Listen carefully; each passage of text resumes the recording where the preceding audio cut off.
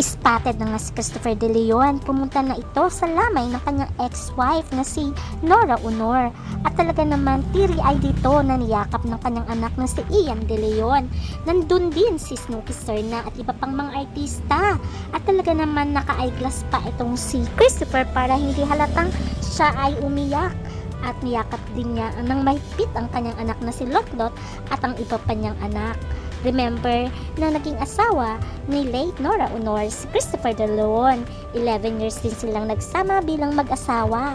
May biological son silang si Ian De Leon at din silang adopted child, walang iba kundi si Lotlot, Matet, Kiko at Kenneth na naka-apelido pa rin kay Christopher De Leon. Ay na si Nora at Christopher na nanatili pa rin ang kanilang closeness bilang magkaibigan for the sake of their children. Kaya naman lubos ang kalungkutan ni Christopher.